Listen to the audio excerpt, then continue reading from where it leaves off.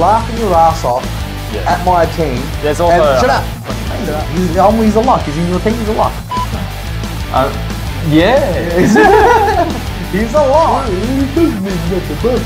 What? You don't even have to bond. Did you not learn your lesson last? You also got Fife saying that he's going to become a full-time midfielder. Nice hair, by the way. And I think it's there. 3 games. Now, we said that last year. You know why? He's a year younger. He's a year older. He broke down last year. After how many games? This year? They're always huge. They're always huge. Have you seen him though? Say it like that. You got Reed at F2. My Reed is at F5. There's a stark difference in our forward line. A huge difference in our forward line. My forward line will smash your forward line spacing. So you're...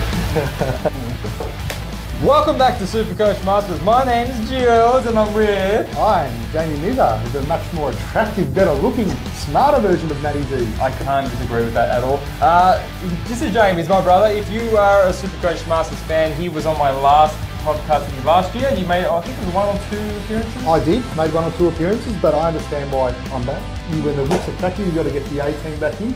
With that B grade. Okay, so the pre-season was a bit sloppy. We needed to call in the big guns, Jamie, the SuperCoach extraordinaire, and we needed to cut some, fat off the team. Trim the fat.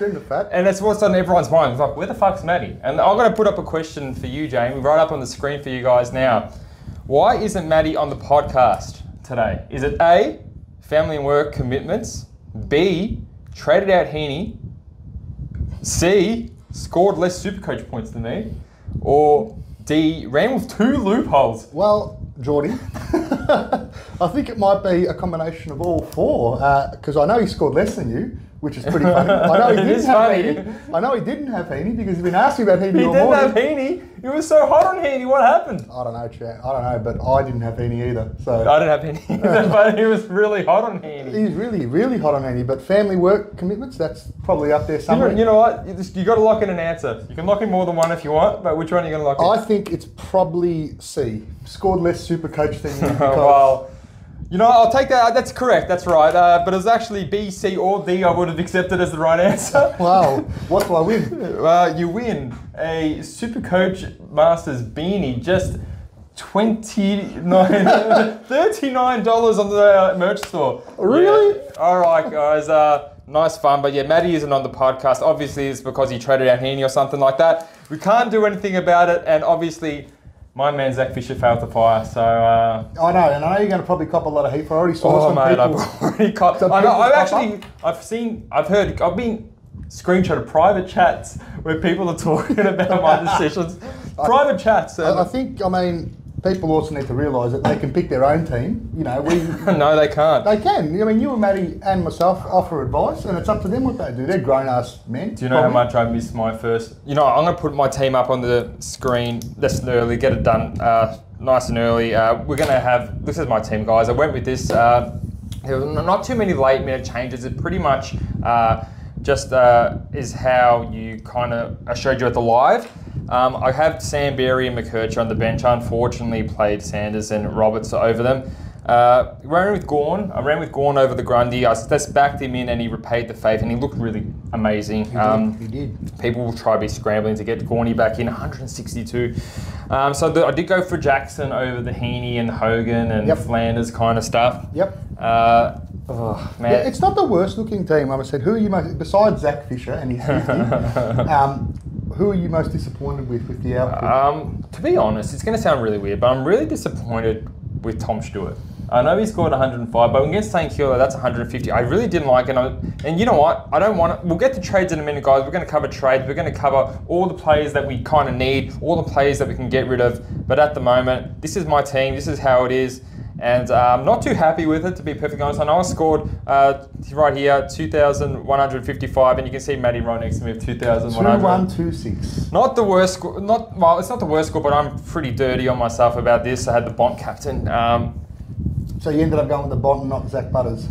You asked. Yeah, so I was going to downgrade because I had $0, not 100, not 200. I got $0 in this team, and I really need to get Gibkis. Anyway, we'll talk about the trades a bit later. I just want to show you guys my team, and I'll show you Matty's team so you guys know what he did. He got rid of the Bont. Another season, Matty's not going to have... Did he not start the Bont, did he? No, isn't. He got rid of him for Rosie. Have a look. He's got Connor Rose there. So Matty saw that he was in trouble a bit early on in the week. Now this is it, guys. If you heard 2 loopholes, and you're seeing it right here. You're seeing Cooper Simpson in the forward line, and you're seeing Livingston in the ruck. And so Matty really wanted to make sure he doesn't get any cash gen this year. I don't know what he's thinking, and I wish you're on the podcast so you could explain to me. And he like, you know how when he talks, and he just talks in like fucking riddles, and he just says these things. And he gets excited, yeah. And you know, and this is what he's run with. He doesn't have 5. I don't have 5 either. Yeah, but Jesus, Matty was, you know, 5 for, you know, 4. He was hot on 5 last year as a forward. Anyway, I have a question. Yes. Why has he got Cooper Simpson, is that his name? Cooper Simpson on the field to get Cadman 72. I don't know. It's not like the rookie on the bench got 100 or something. I think he would have wanted to do, because he knew that there was a lot of plays he wanted to grab early. So I think he got rid of 5 for Cooper Simpson so he could get Cadman score only so he could free up some money. But we got Matty's trades as well, so don't go anywhere. We're going to show Matty's what he's thinking of trading at the end of the podcast. It's going to probably change by the time it rolls around, but he sent me his trades.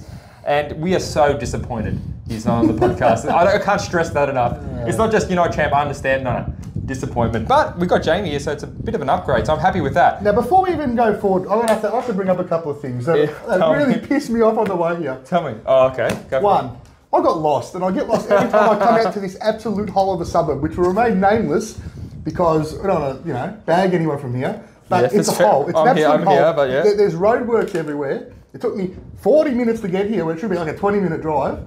And for some reason, this half built up fucking place, am I allowed to swear? No. Okay, half bloody hell. This is a doorbell.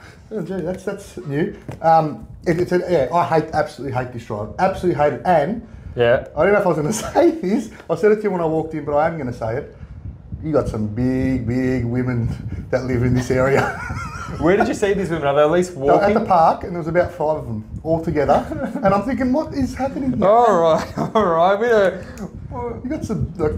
I can see why you took late, huh? You just park in the park to look at some fat ladies. You got to just Victoria's a secret down here or something because. It doesn't bother me at all. I don't really leave the house too much. Where is lunch? Where's the lunch? You got chocolate. What do you want here? He offered me chocolate. I this is actually really high quality chocolate. And you know what he said to me? I'm going to bring out the tuna. I'm bringing out the tuna. Matty's thing to eat when you reach 2,000 subscribers. I wanted some chicken, but I get.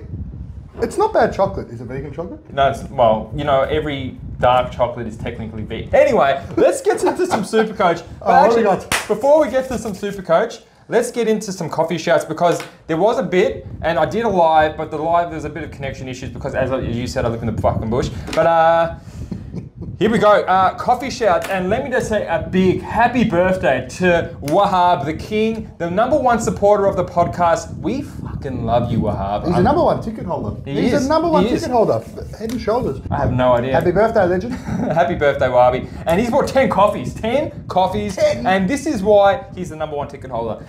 He said he's bought a new car, which left him broke, but always had to keep the pineapple aside for the SuperCoach Masters. Bring on 2024. Wahabi, I hope your team went well. Hope a big Essendon supporter like you chose Merit. You picked Merit as well. Nice little pod, 127. Thanks heaps, Wahabi. This is why you're the Brownlow medalist and going for your 2nd Brownlow medal. Amazing effort. I don't think anyone's catching him. I don't think so. Now, the Fiddler, he was on the live stream I did with the Centre Bounce. He's like, hi boys, I gave $10 to the boys from the Centre Bounce. Only fair to do the same here. Thank you so much. I really do appreciate that. 2 coffees for me and Are we allowed to, I don't know, some stuff, I watched a bit of that. Some things just blew my mind. The Centre Bounce? Yeah. The Centre Bounce live or the one with the SuperCoach guide? No, I think it was the Centre Bounce. Centre Bounce. We'll talk about that too. Let me get through these coffees. Okay. We want to hear about SuperCoach. Lukey Pearson, he says 3 coffees. Heeney for F1. Now, credit to Luke Pearson. He wrote that before this round. So fair shout. Far out. And I have been dirty on Heeney all pre-season. I can't get him. I won't get him. Have you? So obviously you didn't pick him because you were on the same kind of thing. But this is. He had the most centre bounces attendances this week. Like not last week. Last week he had 58% centre bounces. He's getting pushing close to 80 this week. You almost had more than the ruckman. I know. It's for those. Well done. I mean, what can you say? Are you gonna get him? Fuck me, man. We'll get back to that later. Back to that fucking. All right.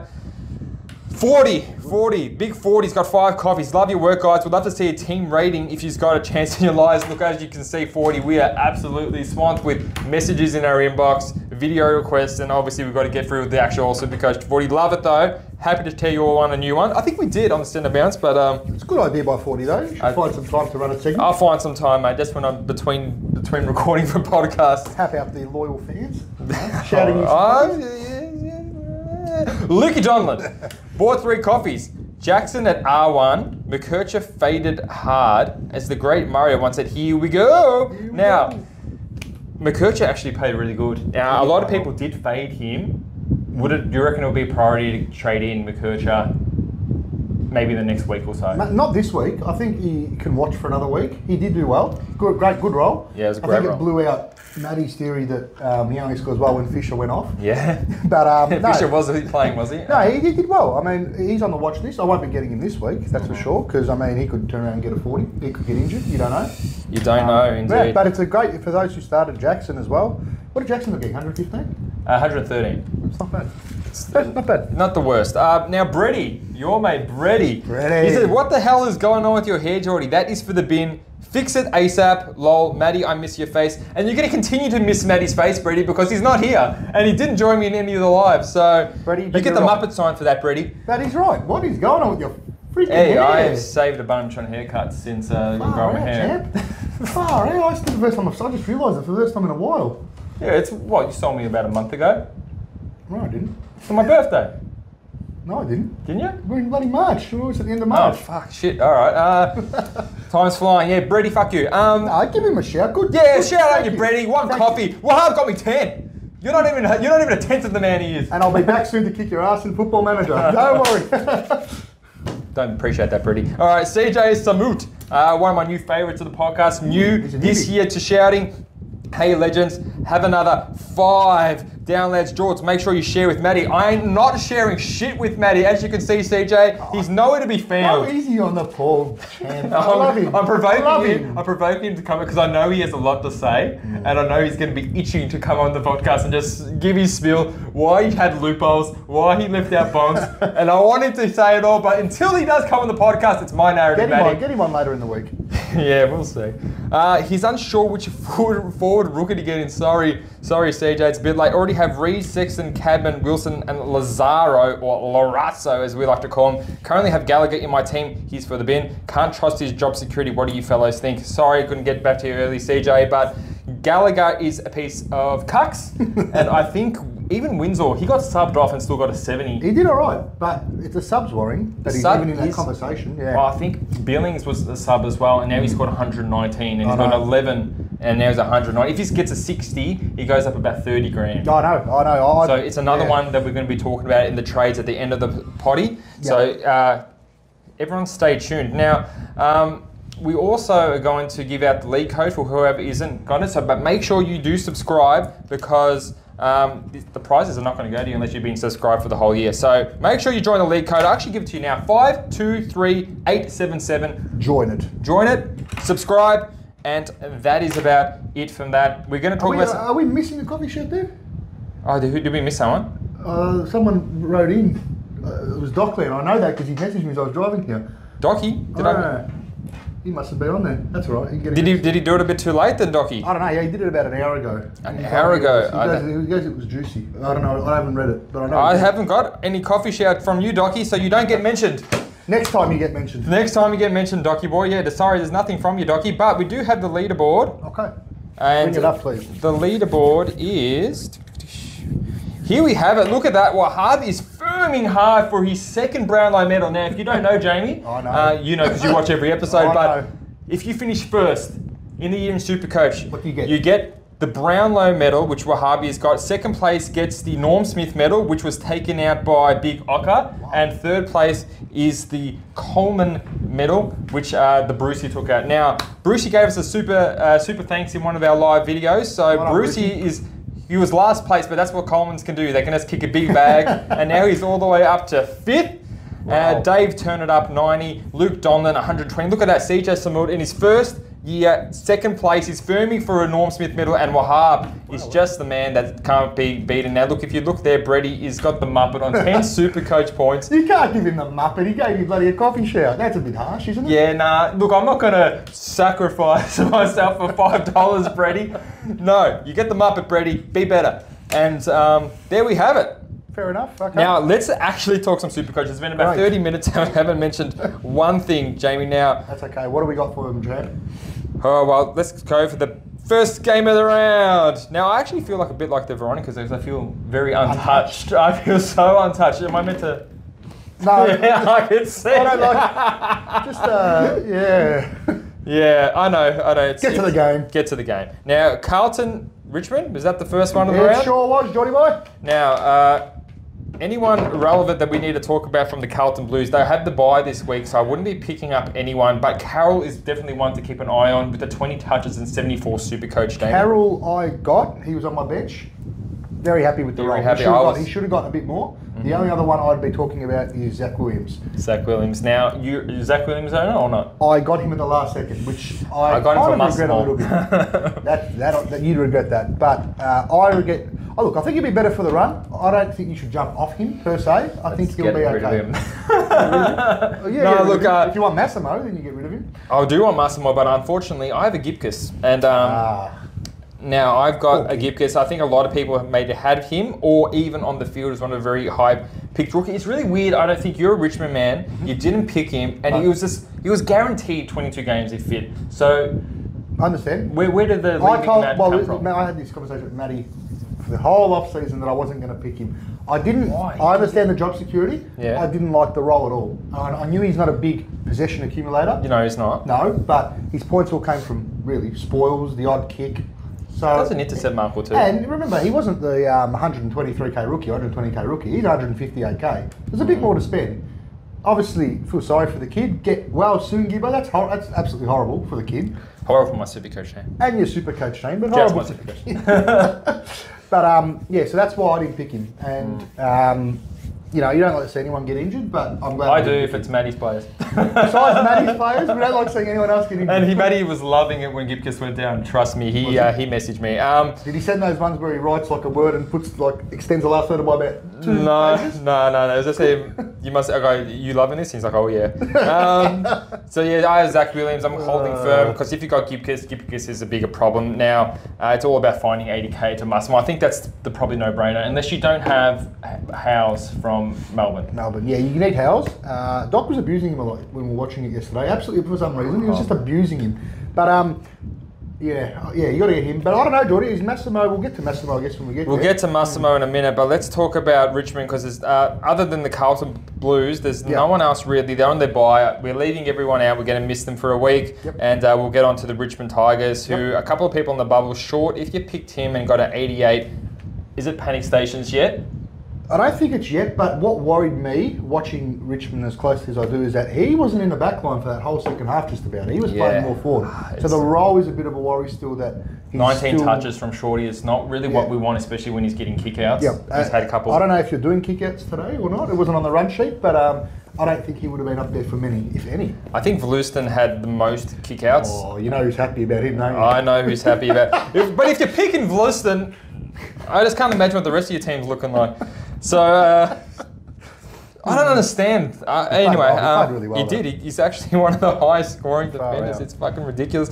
I'll be a little bit worried about Short. I think this is the week. So, I showed you guys my team, and there's no one really that I'm really keen to get rid of, but we need to free up some money to get all these money-making players in. True. So it's really not really that bad if you want to cull a primo that's underperforming, or even culling a primo that is performing, so you can split them into getting a lot of these players that are going up. 100% agree. I've already got my one figured out. So. Awesome. I can't wait to pick your brain for that. But as for Richmond, Dow continue to play horrible, and I don't think there's really anyone else in Richmond that you would be considering, Jamie, would you? No, there wasn't. Dow, very disappointing. Maybe you get even more opportunity now with Presty injured as well, though. That might be the silver lining there for him. But maybe, he but didn't impress me. But Presty only played 22% game time, and then Dow only still managed 16, 17 touches. So there's not much there, but this next game where every Sydney and GWS and Gold Coast player that had double buys went berserk. I know. And let's get into Collingwood and Sydney, Jamie, because Nick Dacos, 135, 37 touches and a goal. Yep. If you don't have him, how much are you moving your team around to get him? I think you need him. When's Collingwood's bye? Collingwood will have the bye with Sydney. So that's in a couple of weeks, maybe 2 or 3 weeks. 3 weeks. 2 weeks. Yeah. Can you not get him? That's the question. Well, the thing is, pumping out these numbers, can you not get him? I don't think so. I think he's more in. You know what?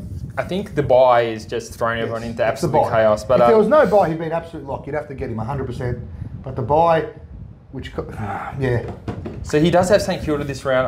I don't think that's a really terrible matchup for him. He's playing the first game of the round, I think, on the Thursday night. Yep. Perfect vice captain option, which we'll get into all those captain options soon. But if you don't have Dacos, 135, it's going to be hurting you week from week, unless you got a Vlastone that can really mitigate the factors. But Degoe bounced back in a little bit, 96. I don't think he's too relevant this year with all the options popping up. Don't think so.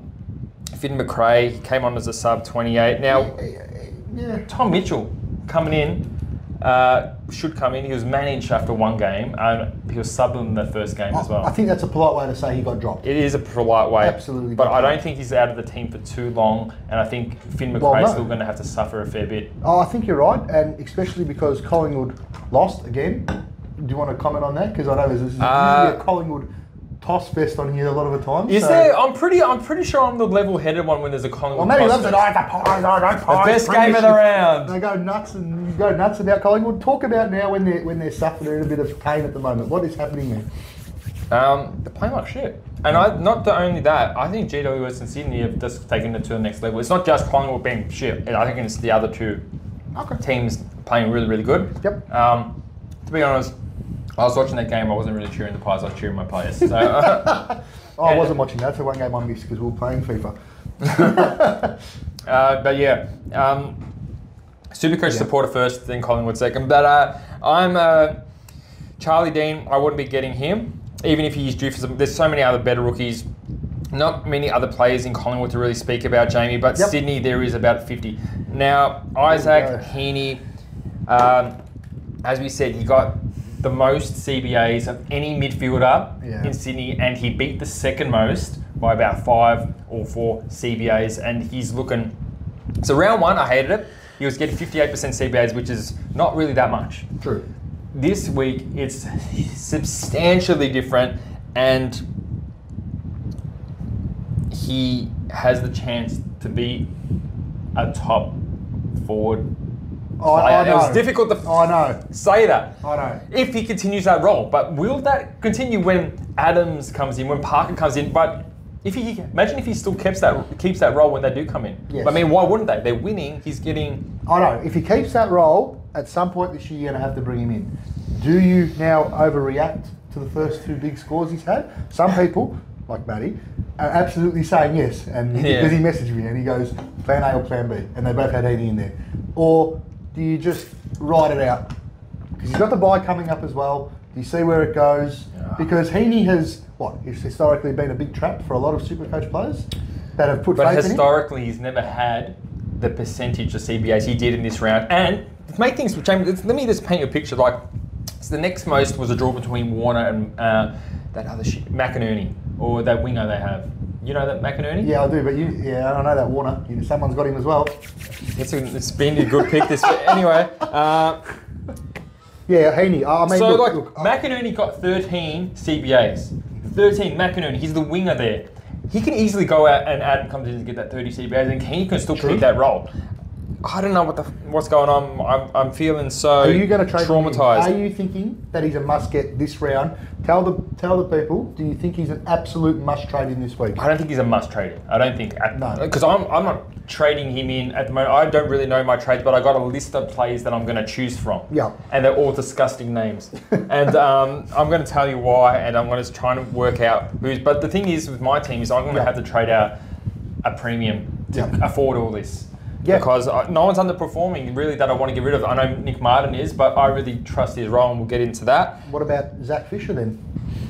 That's an interesting one because I still need to upgrade Fisher to a Flanders, a Heeney, or something like that if I was to do that. Yeah. So James Jordan, are you an owner? I am an owner. Are you a proud owner or are you a nervous owner? No, I'm a proud owner. I think he did very well. Like I said, I didn't particularly watch it, but I was watching his score go up, which obviously we're happy with. Where did he play? Can you fill us in? He had a fair amount of CBAs, so he wasn't too bad. He did have a wing/CBA role. Yep. I didn't mind the role. I'm just waiting for him to. He's getting those 19 possessions. I think he got 19 last week. I think if he hits the 25 to 60, he's going to really make some big cash for our team. Yeah, no, I liked him. I think he's. I'm not trading. You wouldn't be rushing to trade him out. No, absolutely not. But would you be rushing to trade him in if you don't have him? Ooh. Because the thing is, he's got 2 80s now in a row, an 81 and an 84. I need to. And I think he's not far away off a 90 or a 100. I say that he could get a 50, but I know that he's got an 100 or a 100. Well, you got to look at this as well. He's got a break even at -12. Mm-hmm. That's pretty good. So he's going to make some money. I've seen nothing to suggest that he should score anything too less than what he's been scoring. You know what I mean? So always, I think it'll be always in that maybe 60 to 100 range. Yep. And definitely. To me, that's good enough to make some money. You know, so I'm very happy. To me, we'll go through this, but I don't think that we need to be bringing in James Jordan. There's so many cheaper options that are going to make more money than James Jordan. So I wouldn't be getting him. Okay. And if you have him, happy days. But don't trade him out. Happy days. Happy days. But now Grundy. What is Grundy? What's going on with this air conditioner? I've been blowing on my head the whole time. You don't like air conditioner? It's a 30-degree day. Buy one of your SuperCoach Masters beanies. That's a display beanie. You don't touch that one. No, I'm touching it now. Don't touch it. It's cold. You're gonna give me sick. $39 on the merch store. The aircon's blowing right on our heads. You got the nice beanie on your head. Yeah, because every time Maddie's he complains it's too hot. Yeah, I know, because usually it is hot. You never turn the aircon on. But why is the aircon blowing right down here? So see this guy. People complain when I don't turn it on. People complain when I do turn it on. I'm not complaining. $39 on the merch store, free shipping. It's a great beanie. Australia-wide, it is a great beanie. But why is it like blowing right on my head? To keep you cool. Just really touch the beanie. Far out, man. Jamie, you got? How'd you have a beanie? I do, but I didn't think I'd need it on a day like this. I wear the beanie, and you should have been. What happened? You your beanie and I got long homeless hair. All right, now. There's a picture of Heeney on the picture of SuperCoach. Why did a picture of Heeney come up? Okay. Grundy, yes. Grundy, freeing up some cash, would you? All right, that answers that question because a lot of people are panicking with Grundy's 7. You got to stick with him. You have to. Yeah. Like even I mean, look what he did last week. Absolutely. Yeah, are you on agreement on that? Yeah, okay. And I think if you kept Goulden when he scored a 70, you wouldn't be trading him out either. No. Unless your team is flawless, you got no one else. But the thing is, there's so many. You can pretty much trade out anyone this week. And I don't think it's going to matter too much as long as you're getting in the right players because it's all about cash generation. Unlike Maddie's team where there's 2 loopholes, you need to have everyone on your team making your money. McInerney. All right. Is there anyone else? Roberts. Now, he really didn't have the role he had last week. Didn't he? He had 1 kick out. He was he played a bit of a wing role. Okay, so who was playing in that role then? Well, I think that they had Blakey doing a lot more of the kick outs. Okay. He had 5 last week, Roberts, and he played more wing this week, and he played a little bit on ball from memory when there was a ball up, but I don't like him as an on-field option if you have a bit of bench depth like me. I've got Berry and McKercher on the field, so it's an easy pick for me. Yourself, you got Roberts? You play him on the Roberts. field? I didn't play him on the field. He's probably going to stay on the bench. I thought maybe Lloyd would have taken his role, but obviously not because I looked at his possessions and he didn't look great either. No, I think Lloyd is done as a pick. I think they're trying to get into more of their younger players like their Blakeys and even Cunningham had he had 18 touches. But anyway, we're not going to be talking about Cunningham. That's the Sydney Swans. Here's an interesting point which we'll talk about more in the trade segment, guys. And we've got on to the next match, Jamie, which is the Essendon Bombers and the Hawks. Every 5 minutes I got a message from you saying Merritt is not playing his usual role, he's traded out. And then he gets 127, I imagine you're not trading him out now. I'm going to tell you something about Merritt. Not only was he not in my team because McGuinness was named before he got named sub, that wrecked my whole structure because then I had to get rid of Tom Green. You got rid of Tom Green? And Sarong to get Merritt and restructure my team that way. So, Sam Mitchell, if you're watching this... Well, he didn't play for Finn McGuinness. You made that decision. I know, but when the teams were named, Finn McGuinness shouldn't have been the sub. You wouldn't have thought Finn Magic was going to be the sub. He's going to go straight to Merritt. So when I saw that the subs come out and Finn Magic is the sub, I thought, oh, this is a great time to get a good pod here. Back to Merritt. And I took out, restructured the whole team. And while he did very well, the first quarter was annoying because he didn't have his normal role. He's playing kick behind the ball. Like, he was still in the centre bounces, but around the ground stoppages, it was a kick behind the ball. I'm not going to message you. It was like that Doherty role last year where he wasn't quite on the ball, but he wasn't quite on the back line. He was, in between. But you know what I'm talking about? But his role, kind of like went back. But then the second quarter, he went back on the ball and he was fine. But it was great. Like, I'm happy he scored, but I'm not happy that I got rid of Sarong and Tom Green for him. Now, Merritt, obviously, he had the second most centre bounces of any midfielder in Essendon, but the number one centre bounce midfielder was actually Archie Perkins. It was. And he got 124 SuperCoach points. Kicked 2 goals, 24 touches. Yep. Is he a viable option at a 300-ish K? 124 and the most centre bounces. Or are we thinking he's only getting that because Parrish is out? I watched this game, and I watched it very closely for obvious reasons, but his role was pretty good. He had the best role. But you have to wonder, will it get affected when Parrish does come back? But he looked really good for 1 week. I'd give him that. Massive pod as well. He's a big pod, but I couldn't pick a Perkins, could you? I could pick any player. If I pick in a Bonner in my team, which I did pick, and if he's getting the numbers, he's in. So if Archie Perkins turns around and gets 120 next week again, and just say deep consideration, just say Parrish comes back as well. Parrish comes back as well on that week. Yeah, it's next week. Well, if he comes back and he still gets 124, will you get him in? How many CBAs did he get? If he gets the same, if he's getting the most CBAs at Essendon over Merritt, like he did this week, and over Parrish, I'm really firming. I'm really firming about the. I mean, it's a 300k plane getting 124s. True. Yeah, that's okay. But it is Hawthorn, so we will wait a week. He's just one to keep your eye on. Nick Martin, did you have him? Just throwing the schoolboy humour there with the firmness. But Nick Martin, no, I didn't. I was one of the people that didn't get him. And, you lucky man. And I'm going to give you my reasons why. Again, I was telling Matty this as well when we spoke. I knew the role was going to be there, fine, but my issue was around his disposal, even before this game, and Matty can back me up on that as well.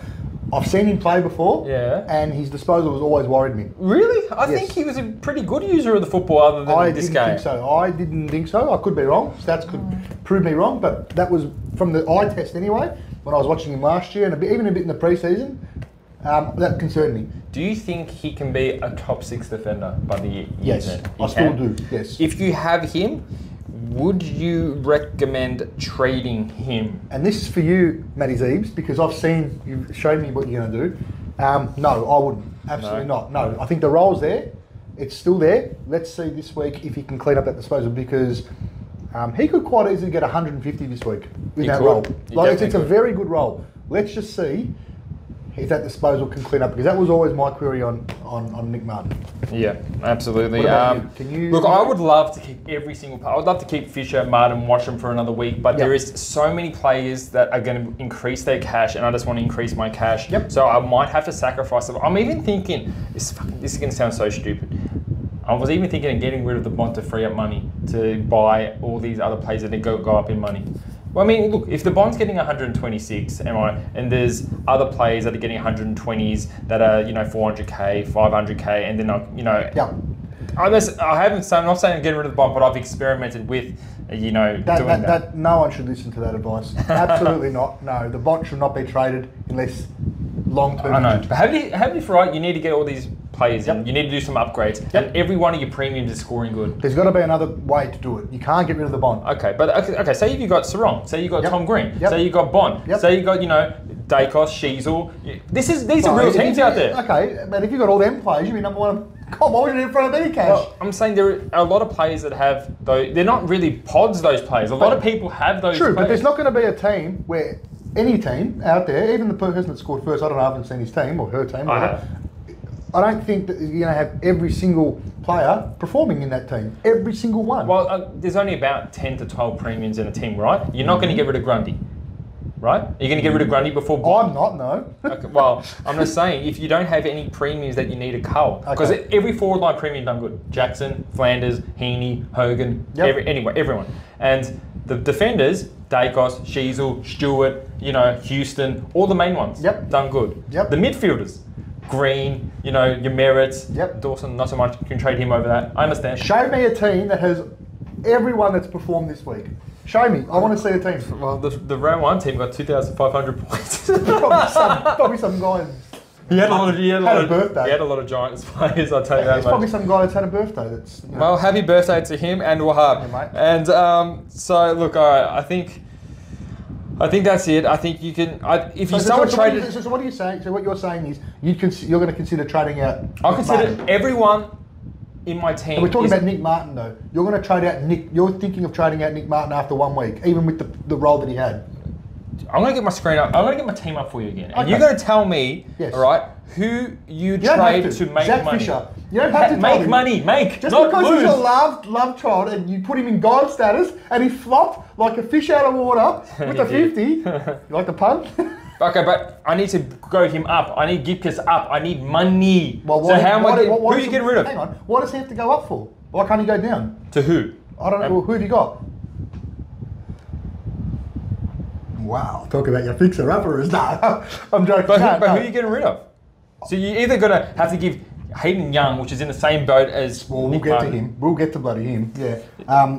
I don't know. You could go down. You could go down to a rookie. You could go down to a rookie. But then you play another rookie on the field. True, but yeah, that's right. Yep. But the thing is, if you anyway, we'll go to the trades. We'll come to your team. I'm getting really flustered right now because I'm I really know, because no one ever speaks enough sense to you on this bloody show when you're rambling on. Fisher's a great player. He just needs some time. Speaking of Fisher, we're getting into it now. GWS. Did you have Fisher? Yes. Oh, you fucking bought into it as well. No, I did. I bought into your hype. Ask Matty next time. As you said, I can't pick your team for you. That's true. That's true. But that time. I want to pick Dawson. But ask Matty next time he's here. I was telling him the whole thing. Fisher's overrated, and I fell for it. I got sucked in by your stupid Fisher. He got 36 touches in the practice game. What else do you want from him? Like, hey, but hit a target, Fisher. He was so bad with his disposals. Absolute flop. Can't hit a target from 12 metres away. You flop. I really want Moving on. Hey, yes, I'm keeping you this week, Fisher. All right. GWS, Hogan, 165. You know what's funny about 165, and he's playing West Coast. You know what's funny about this? That he's probably going to do it again next week, and that's why people are considering bringing him in, including our one and only Matty Zeebs. I don't know what world I'm living in where fucking Hogan's getting 165. Look, to a degree, it's not that far out of reach to expect Hogan to do this against West Coast and North Melbourne, right? So people are getting him to get that little cash bump and then trading him out before the bye. Maybe it's not such a bad. It's aggressive trading. That's not bad because he'll probably do it again next week. But then the question is, he's not a keeper, obviously. He's not. All right, well, look at this. I messaged Matty on Friday. Look what I said.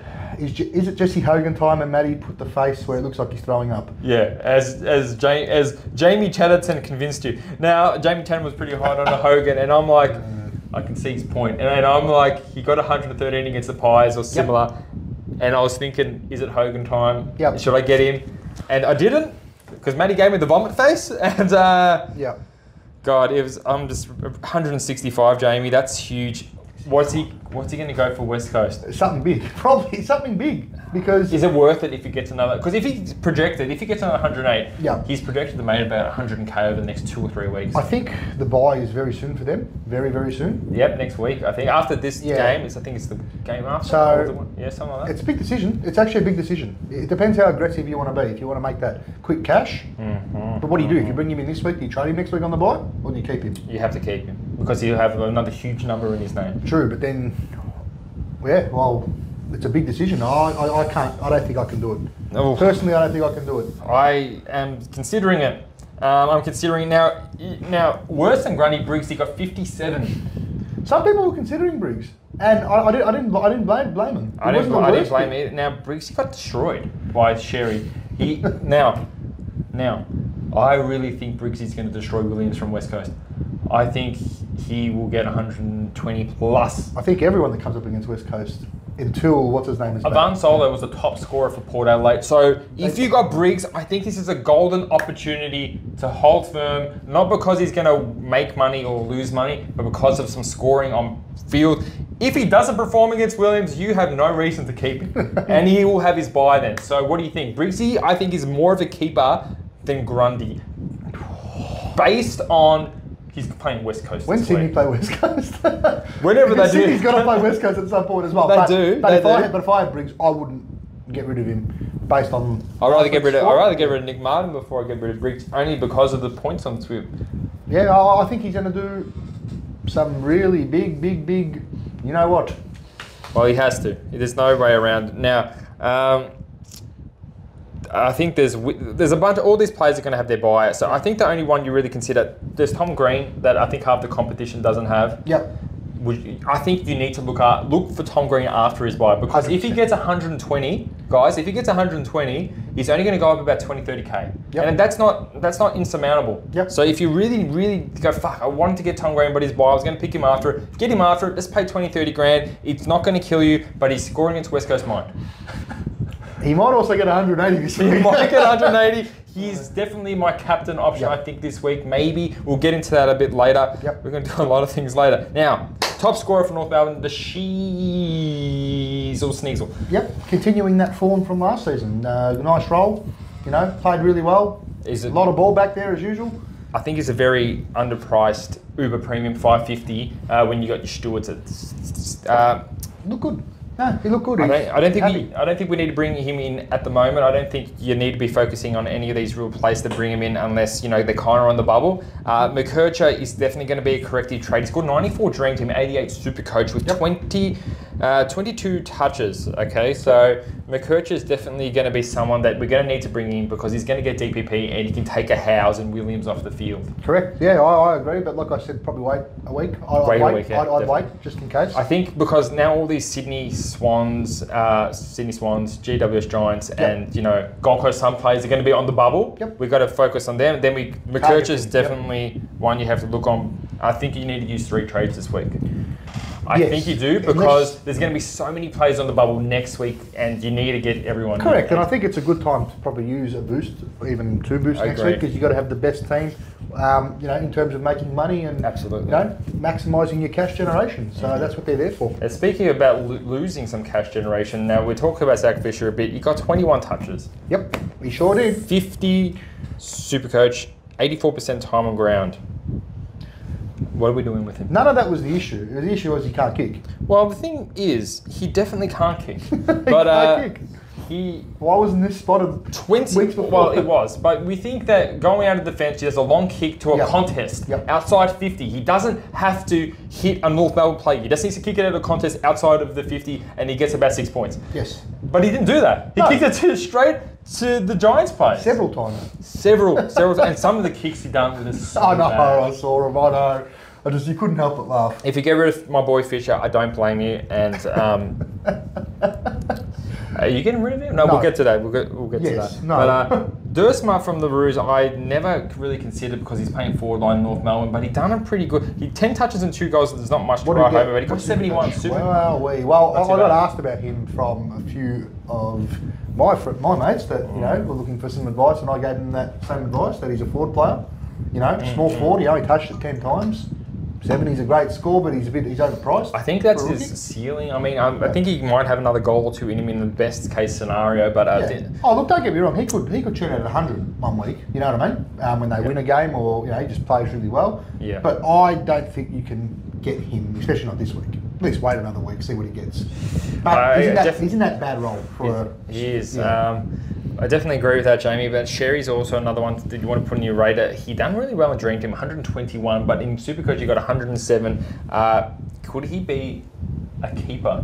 A keeper? Probably not. No, not a keeper. The thing about him is he has the first buy, so it's not like really you can, after he has his buy, after, like an English or a Gorn has his buy, you can trade them, and then if you're trading out Sherry, you're going to be trading into a ruckman that is going to be missing. Yes, correct. So I still don't think you can't be a keeper when you've got English and Gorn that you can potentially get. Yeah. Can he make some money? I mean, he probably can he make 150k? He's priced at 400k. 150k? Probably not. Maybe he can make 100. Yeah. Some people got him. Some people I know that we both know got him, and They were pretty happy. I think I'll be happy with that score, especially against Briggs. He's not a bad ruckman. Yeah, no, he did well. You know what? Credit where credit's due. He did well. You wouldn't be upset if you picked him up. If you needed to make some trades, would you trade out Lazaro? He got a 41 Supercoach, 42 Supercoach. He did get in the CBAs, but he didn't do too much with it. He did play the Giants though. Yeah, look, I've never been high on Lazaro. I watched him. Larazzo. What's his name? Larazzo. Larazzo. Larazzo. Carazzo from Carlton, but Daniel LaRusso? No, not Daniel Larazzo. Anyway, Larazzo. Yeah. Yeah. No, I haven't been impressed with him. I'm definitely not now. But like the role was sort of there. Like he had some, as you said, he had some CBAs. Yeah. But I've just never been impressed with him as a player. I don't see much there, to be honest with you. He's still young. He's still young, definitely. Yeah, and he's in North Melbourne, and I guess they got so many other A-grader. Like even Tom Powell was pretty good, but at 300k, I'm more leaning towards a Perkins than him. If I was to consider anyone from that range, if I was. Yeah. Which at the moment I'm not. Now St Kilda Geelong. Now Maxi Holmes had a game, 112. I know a couple of people hot him. I'm not too hot on him.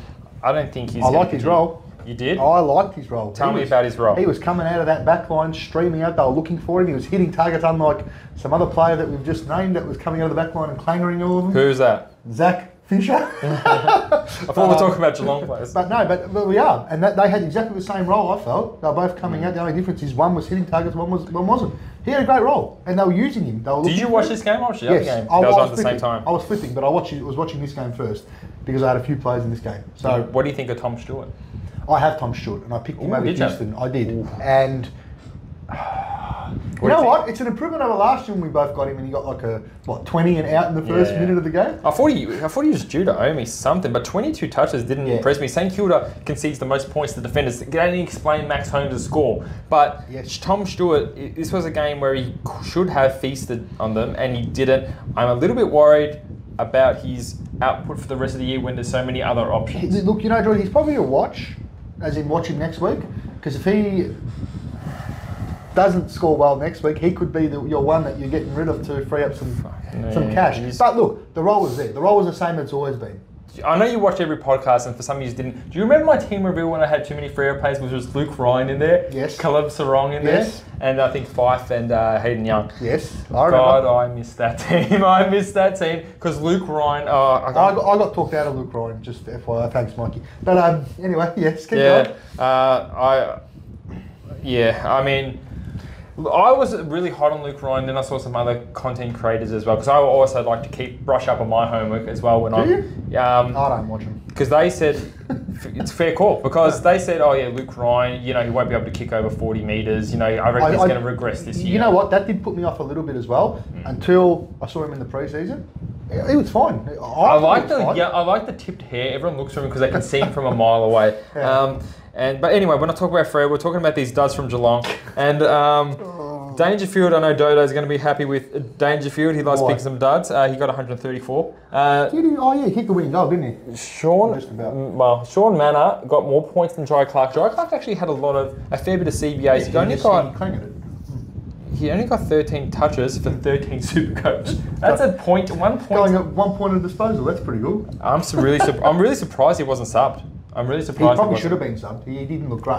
He didn't look bad. He could be dropped for Manor this week, and then Manor could be one that we need to get the following week. Well, that's again probably just wait and see. Another wait and see. I think more of these players from Geelong are wait and sees, but some St Kilda things to keep an eye out on. Marshall. Now we're talking. Yeah. Marshall went berserk. Good pod for people who picked him. Jack Steele played a pretty good game, probably the best game I've seen, including the preseason games. 119. I just can't pick Matty didn't have Jack Steele, by the way. Remember how hot he was? You see his team? No Jack Steele in there? I did, but there's a lot of players Matty was really hot about that he just didn't pick for some reason. Yep. I don't know why. And he went with Cooper Simpson. Now, but Riley Bonner was one of the ones he picked with. He has now got 28 touches average over 3 games in the 2 games in the preseason, 1 game round 1. What a good pick he could be. If you don't have Bonner, are you bringing him in this week, considering that there's going to be so many players on the bubble next week? I liked his role, and I liked the way he played, and I have him. So I was very happy with his output as well. Me too. I always lean on the caution if they've only played 1 game. You know what I mean? But the thing is, there are going to be so many players on the bubble. So that's what you got to weigh up here. You got to weigh up which players you want to get next week that are going to be on the bubble, as opposed to the ones you know, that you may not be able to get because of other players that are on the bottom. So he looked really good, and he's looked really good for 3 weeks in a row now, if you include the preseason games. Crazy. There's got to be some kind of regression because I don't see him averaging 100. And he was taking some kickouts. That was pretty funny. 28 touches, Jamie. That easily could have been like 110, 15 kind of ballpark here. It's quite scary if you don't have him. He looked very good. He looked very good, and I think there'll be a lot of corrective trades to get him in. Well, I think when Bonner goes to the back line and McKercher goes to the back line, I'm thinking about the good North Melbourne play. They go to the back line, they can really cover all your holes, and then you're pretty much set for a lot of time. Doesn't have a double bye, so it's a really kind of pick. I think he's a good pick for now. Yeah. Don't expect hundreds every week, but I think he's a pretty good pick if you want a sideways. I think Wilson, everyone should have Wilson. Yep. Malira had a pretty good game without Sinclair, 25 touches, and went tonned up in SuperCoach. Yep. Is an option downgrading a 600k or moving a short to a Malira if you need to free some cash to get a Gipkis to a Massimo? He's an interesting pod for me. He's a very interesting pod. I thought he played pretty well as well. Yeah, he did play pretty well. You know, would you do it? Is the other question. Can you trust him on a weekly basis? I like his. I think without Sinclair, it just makes it look so much better because I don't know anyone's touching the ball. Dougal Howard's out. Yep. Jimmy Webster's suspended. Yep. So the defenders are good. The main people are going to be Bonner, Malira back there, and I don't think any of them else have the capabilities. Wilkie has 14 touches. He's not going to do those big games every week. Yep.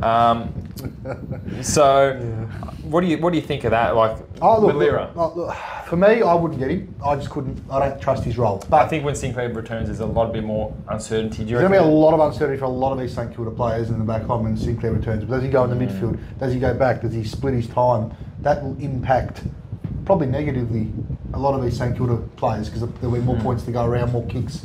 You know, that will not go around because Sinclair will be taking them. Absolutely. So that's something to. How far is Sinclair? Just out of curiosity. How far? He should be good by for this week. Well, we might get. Maybe you want to watch. That could be a watch for Bonner and Wangani Malira. Yep. Obviously, Collard got subbed on. He played 31%, so that's almost like a quarter and a half, and he didn't touch a footy. So not the. Is it Lance? Lance. Oh, okay. Lance. Poor Lance. Lance. Now, I like this game because I like watching Adelaide and Gold Coast. Now, this is disgusting because this is where it all went wrong. From here on, okay. So Matty Rao, 155 SuperCoach. He's the #1 average scorer in SuperCoach 2024 so far. You know what? I didn't believe it. An abs magic special. I didn't believe it. I didn't believe it, but now he's got two or three big games now. Huge games. One of my work colleagues that I work with, he's doing SuperCoach for the first year, and he had him in there. And I told him to keep him. I go, no, he mightn't be bad. I didn't believe it though. Yeah. I just didn't want to, shut someone down. Like, nah, he's crap. But he's playing really well. He's just like, is this sustainable? Is this sustainable? This is not a bad. He's just getting a lot of. I think with Dimmer, they're playing solely their four best midfielders in the four. Like Flanders only was a CBA or two off having, just as much as the Rows. Took Miller, 137 SuperCoach, very severely underpriced. Have a look at all the midfielders out from Gold Coast. Yeah, no, Noah Anderson again is. I told you, I was really hot on Noah Anderson in the off season because he was going to be one who's got more CBAs because he usually was on the wing, and he got 35 touches and a goal. That could be 150 any day of the week as well. Yep. So Rao, Miller, Anderson, Flanders, even Powell, who's averaging over 120 in the back line. Jamie, what are we doing? Like, they obviously have their bye next week or the week after. What are we doing with these premiums? Are they going to be the best three midfielders in the competition? Probably not. But in saying that, you got to wait till after the bye now. You can't trade. You can't trade. What about Flanders? I'm going to wait. That's me personally. I'm going to wait because he's killing me. because in both of Matty's drafted things, Flanders was there that he wants to bring him in. They all look good. They all bloody look good. But you're going to bring him in for a week and then they're going to sit. You know what I mean? Why wouldn't you reassess after the bye? Because they're going to make about 50k. Especially Matty Rao. If you want Matty Rao, Are you going to pay $630K for him? No, I'm not. And I'm going to tell you something. I'm not going to buy into this Matty Rao hype train. And I could look like an idiot in a couple of weeks' time or by mid-season. But I fucking hate you, Rao. Come and talk to me mid-season. He's fucking grass. How can he be good? Come talk to me mid-season. And if he's still bloody averaging, what's he getting? 130s and 120s every week? 155. Then I'll apologise. But until then, I'm not buying into it. I think he'll die off. And I don't care what other Took Miller. people have got. Took Miller. Is he going to die off? 137, 29 touches. Now that's, you can set your watch to. Obviously, well, Took's a bit cheaper. Took's a friend of the show, as we know. Yes. He did write in saying if you're not picking him, you're not doing it right. He did. He said he did that 2 years in a row, actually. Especially on the personal line as well. He sent those text messages. Yeah, he did. He messaged me saying if you don't get me, right. We love you, Took, and we're happy to see you playing very well. I like Took. And he will be considered. But again, I might be considering him before the buy. But these Gold Coast people are just killing us. See you, Bont. Bont around. Bont, you're out. Bont's out. 126. That's Took, not even a bit of what fucking Rao can do. Took in. Rao in. Anderson in. Flanders in. Some of that plan or something. He'll be. All right. So we. Do you hate people trading Gold Coast players this week with their buy next week? I don't really want to discourage getting in Uber premium. I don't want to really discourage Matty D. So what you're saying is, what about Will Powell? Okay, I look at SuperCoach a bit differently than everyone else. You know what I mean? Like, no. I'm going to tell you why. Okay. Because I will not bring in these Gold Coast players before their buy. Will you not bring in any player before their buy? And if you have tried to minimise. What's the difference if you're bringing in, say, argument's sake, Petrarca, who's got his buy in about 3 or 4 weeks, or as in Gold Coast, who's got the buy next week? What's the difference? I generally try to steer clear of everyone that had one of these round 1 to 6 Yeah, buys. Me too. That's why I got Jackson and not any of the superstars. I didn't get Jackson though. No. No, it's just not for me. It's just not the way my strategy is not that at the moment. I've gone a different way, and I'd like to think that, you know, I'll make more points overall than what is happening at the moment. Not if they keep scoring like this, Jamie. Because I'm not a reactive SuperCoach player. Just because someone gets 150 or 140, I won't go and trade them in this week. Okay, I'm looking forward to hearing who you're trading out this week. Don't tell me who at the moment. That's not on the run sheet. Will Powell, 120s. Can he continue this, or at least average 110 by the end of the year? Will Powell. He's averaging 120. I don't think 500K just. I don't think so, Jordan. Save 130K, get a Stuart down. I don't think so. Personally, I don't think he can. Okay. He's never proven that he can. Out of all the premiums, I think Powell is the one I'm not the hottest on. I think he's got potential. Yep, he's definitely got potential. And the scoring, like I said to you, it's there at the moment. But you got to look at this in 4 or 5 weeks. Will he still be pumping out 120s? I don't trust him. I don't trust him. They're killing it. They are killing it, but they're not going to play every game in Gold Coast either. In Adelaide. That was in Adelaide. No, it was in Gold Coast. Oh, okay. They played all their games in Gold Coast at the moment. You got to keep that in mind as well. They're playing. They got that honeymoon period with Dimmer as well. The new coach, they come in, everything's happy. How did this honeymoon period last the year? It won't last the year. Now I'm going to tell you something, because Rao, Took Miller, Anderson, Flanders, and Witsy in the midfield is terrifying, and I think they are. Did you say the best midfield in the competition? Wow, really? Do you not think that? No. Name me a better midfield. I think Melbourne's midfield's pretty good. Pretty good, but they're getting smashed. I think. Oh well, besides the Bulldogs. I think Carlton's midfield bats deep as well when everyone's fit. I do. I'm seeing Hewitt in that midfield with ShareAlike. Okay, someone asked you something. So what? Okay, you said they're the best midfield. What has Took Miller, Anderson, Flanders, and Rao proven in their career? Okay, we're not proven them from now. I'm saying from this point. No, they're not. No, they're not. They're not the best midfield. Okay. No way. So I reckon Rao can match it with Cripps. I reckon, Took Miller can match it with, Walsh if you compare it to Carlton. And I think Hewitt and Chera got nothing on, Anderson and Flanders. Okay, that's fine. I respect your opinion. Wits is better than DeCone. That's fine. I respect your opinion. It's wrong, but I respect it. Even Brisbane's midfield bat's pretty deep. They got Lockie Neal and Dunkley. They got Lockie Neal and Dunkley. They can have all those superstars. They got smashed by Freo's midfield. Yeah, okay. What about, we're talking, their whole career? We're talking about this year right now. We're talking about a whole 1 game sample size? 2 games for the Gold Coast. I'm red hot on the Gold Coast Suns. All right, I actually think they'll make the 8 as well, and I think Dim will do really well. But this scoring is not sustainable. No way. I cannot. They played Adelaide. That's fine. That's great. They're going to have to play West Coast. They're going to have to play North Melbourne soon. You're overreacting. I think you're being reactive. I probably Just like am. probably a lot of other people are. But out of all of them, probably Took or maybe Anderson. What about Flanders in the forward line? He does look good. He will be coming in at some point. I'm not like he will be coming in. But I just 35 touches. Let me ask you, do you really think Matthew Rowell is going to sit here and be a top, I don't know, 8 midfielder by the end of the year? Yes. I'll tell you why. No, he's not. Let me explain this to you. I think he is getting even more CPAs than last year. I could be wrong about that, but I think the way that Gold Coast are playing is better. Yes, they had 2 big wins, and I do see some regression. But I think he's always had super talents. Like in his first 2 games, he got 150s or 130s. And I think it's just another year of development for the younger players like Rowell, Anderson. Not so much Took Miller, because I reckon he's already at his prime. But I think Anderson getting better, Flanders getting better, and Rowell getting better. They are going to increase their average just based on, natural kind of, just... Correct. I agree with all that. But to sit here and say he's going to average, 130? I don't think he's going to average 130. I think can be a top 8 midfielder. I don't think he will be. And I'll... What do you think he's going to average at the end of the year? Maybe around 100?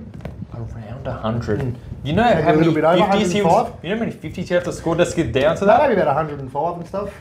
I think he's good for about 100. You think he's going to finish top 8? I'll bet you anything you want. He won't finish top 8. And I'll actually pay out if I lose, unlike the other scumbag you got. He actually, credit to Matty, after about 50 messages and abusive phone calls, he did pay me out on that stupid Tom Mitchell bet he made. Horrible bet. And, Matt Rowell is not finishing in the top 8, and I don't care what other people you're watching that are telling you that. It's just fiction. It's not fact. And I'll stand behind that. I'm not afraid to stand behind that. Top 12.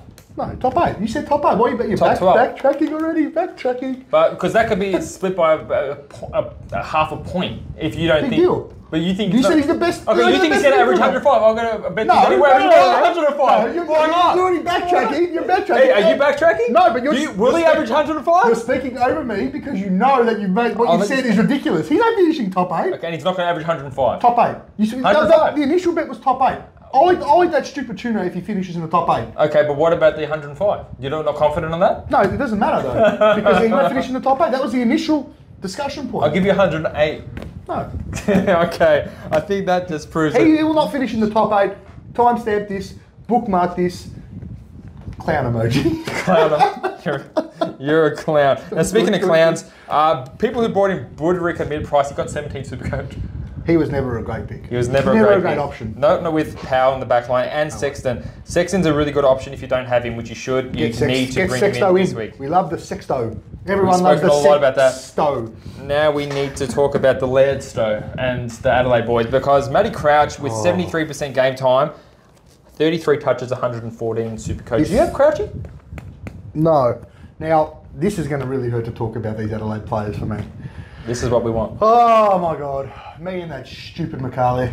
We spoke about getting Laird together. He's a pod. He's a pod. He's a really good pod. So McCarley went and did it, and I thought I'd be smart and went and got Dawson. Go to hell. Dawson got 26 touches. I think he can easily bounce back from that. Here's the thing with Dorso, champ. Here's the thing with Dorso. He easily can bounce back, just like Gawn did. I remember I said to you as well, Gawn will go back in berserk this week. Dawson will go berserk. No, I said Gawn. I know. Yeah, Dawson probably will as well. That's the play that I'm looking to downgrade now. Stop wrecking the trades. We'll get to it in a minute. Dawson's a good pick, and you should pick him up this week because he's going 180. Rory led 124. I mean, Beast. Good if you have him. Beast. Matty Crouch was my biggest pod. I think it was a 7 or 8% in teams. Crouch, I haven't got him. And I liked what I saw. You did, good, because he looked like he's going to continue his form, even with Sam Berry in the team, which I do have on the bench. Sam Berry's another thing. I have Berry as well. Do you think people might need to bring in Berry a bit of bench cover with some of these rookies that really bombing? I'd want to see another week of him, Berry. I don't think Berry's a pretty sustainable option. There's a lot of players getting around that score. Because he struggled a lot through that game, in my opinion. He wasn't exactly what I wanted to see. Yeah, not for me either. I wouldn't be bringing in Berry at all. If he gets 120 next week, go for it. But Dawson is a concern. Definitely would be on the chopping block. But Matty Crouch, as I said, I was looking at Laird or Crouch, Dawson or Crouch. I'm thinking Crouch can average the same as these blokes, maybe 5-10 points take. I'd rather use that cash elsewhere, which I did. So I really like Matty Crouch. I hope no one brings him in. He's coming in, champ. But if I don't have him, there are other players averaging more than him that are cheaper. But I can't wait to hear it. Stay tuned. Archie Perkins. All right, let's get fly through because I really want to get through the trade section because there's only about 3 more games. Now, Melbourne Doggies, let's get real quick. Bont done Bont things. He looked really good. 126, only got 25 touches. Yep. English looked really good. No, he didn't. He did. No, he didn't. And I'm going to tell you why. He done handball. He got like 8 points. What are they doing? You know why he didn't look good? Because tell me why. Well, I'll tell you. Because you're an English owner. I am an English owner, and I was an English owner before Gordon got that stupid score in round 0. No, you weren't. Yes, I was. I always said I wasn't getting Gordon. Before the game, you were like Gordon or English. No. Oh, no, because I wanted to restructure because I saw what Massimo did. But I was always Team English even before the Gordon shit score. He looked really good in that first quarter until Ooh, you left some chocolate for me. He looked really good until he got that knock. Then he struggled and he was pushed forward a lot more. He spent a hell of a lot time more forward than I like, and I think he was feeling some ill effects of whatever happened to him, if it was his back or hip or head. I was hoping it was concussion, he would go off. Well, it's funny because someone messaged me, he's now got a new unbreakable head or a new unconcussable head when he got back up. But he looked good in the first one. I was thinking, oh, perfect, him and Gordon, whatever, it's going to be fine. Gordon's on a bye, I'm going to lap this up. And then he got that bit of a bump and he went forward too much and he struggled, I thought, after that. I thought he laboured. He laboured.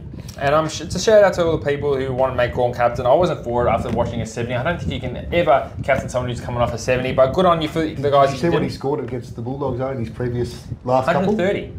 It was 130 his last game, but that was with Grundy in the team. So 130 is nice, but when he's coming off a leg concern, I'm just really glad I stuck with my guns because I really do love Gordon. All those people that said, oh, look at the footage and he's got the leg concern. Yeah, you're looking now, mate. You have a good look. I think Gordon's one of those players who really kind of, wants to shut up the media if they talk shit about him. Yeah, and he does seem to take things very personally. It for heart. He did kick one out of the full, so he could have actually scored a lot more. Yeah, I know. It's pretty funny. Liberatore concerns. 32 touches, 92 Supercoach. I think he's kind of like in the Dawson boat. I'm going to tell you what I saw with Libba. The only difference is from this year to last year. The reason why his scoring was a bit less, the tackling. He usually averaged a hell of a lot more tackles than he did. He only got 1 tackle, I think, in this game. Really? That's where the point. I saw. I think one. They were flipping the ball around pretty fast. Melbourne, it was kind of hard to tackle them when Oliver and Petrarca were doing their thing. So no worry for me. I just think his tackle numbers were down. If he got his normal, say, 7 or 8 tackles, he'd have probably, 110, 120? I think Libba and Dawson are in the same boat. The same price, $650. You could probably hold them. They'll probably get 120 next year, maybe not. It just depends. But it all depends on your structure, and I don't think he's definitely one you can consider putting on the block, only because you need to get rid of them. You can stick with your premiers, and I'm all about sticking free premiers, but it's all about money making, and we've got to get these guys in somehow. True. I'm not saying if I'm any player I'm trading in out this week, I don't want to, except for Gibcus, because he's injured. I would love to see another game of Fisher or Martin or Stewart or anyone that I'm going to be trading out, which I don't really fucking know, but. Coffee would have done it all right. 49, I would be hoping for a little bit more than him. He'd want to get a 60 or 70. If what? Unless because if he doesn't, he might be gone. He might be dropped. Gallagher was a bit sore. He got 49 as well. Same boat. He looked okay in the first half, Gallagher. He just died off. Now, Bevo done Bevo things and put Sanders as the sub after he was the second highest fantasy scorer at the time when he was taken off. This Luke Beveridge, I'm surprised he actually still coached, by the way. After last season's debacle, they lost to West Coast and they didn't get in the finals. Yeah, that was how he still coaches is beyond me, because some of the stuff he does is very head scratching. You know what I mean? Absolutely. Saunders shouldn't have been taken off. What was his name? Lockie McNeil? McNeil should have subbed himself off because he was playing so bad. McNeil got 14 touches, but he didn't play pretty bad. Horribly. Even Harms. Now, I apologise to anyone who did pick up Harms. I didn't. I didn't. I decided not to because I went over. If you went to watch the live video, I kind of discussed that I don't think Harms is a very good decision anymore. It's your fault if you miss the live. I told you not to do it, and it's your fault. Well, I didn't get Harms because I thought Jared Lyons was a better play. I'm not 100% on Jared Lyons, but he's going to projected to go up 50k. I do want to get rid of him because I can't. At least if you got Harms, you have a very, very easy trade out you can do to make some money. I don't have that problem. He was so bad. Bont and English, I mean, they're just doing their things. But you know what? Even at Bont's price, he didn't even make his break even, which was 133. True, but it's the Bont. It is the Bont. You're not keeping him to make money. No, that's right. You're just keeping the Bont in there. He's your fullback captain every week for safety. I wouldn't be getting rid of him, and if you are getting rid of him, Tom Green, Dacos, Gawn. There are plenty of captain options in the sea. You should not be trading at the bond. Probably not, but if you look at it like this, I was going to trade out the bond for Butters before the game started because to make that money. The bond. But the thing is, Butters, that's got a couple of points less than him, and I would have got an extra 130. True, but we're only one game in. I mean, the bot's going to average a lot more than Butters this year. I am aware, but I need money to make my upgrades. Fisher. I can't get Fisher up unless I get someone down. Okay. I need to get someone down. Okay, well, we're not at that segment yet. We'll get there. Okay, but you keep saying this every time. Why are you screaming at me for? Every time I put someone on the chopping block, you say, nah, shit. All right, we're going to tell you what, you can make some trades in my team yet. I'm here as a favour and he's still abusing me. What's going on here? Far out. This guy. Gorney, if you didn't start him, are you pressing every button on your team to get him in? No, I'm not. Not yet. I think it'll be a Grundy to Gorn for me eventually. Grundy to Gawn eventually. Yeah. Is it like after his bye eventually? After his usual injury that he gets during the year, Grundy. Gorney. Well, and Grundy. But Gawn, yeah, he's been injured at least once for the last 4 years or something.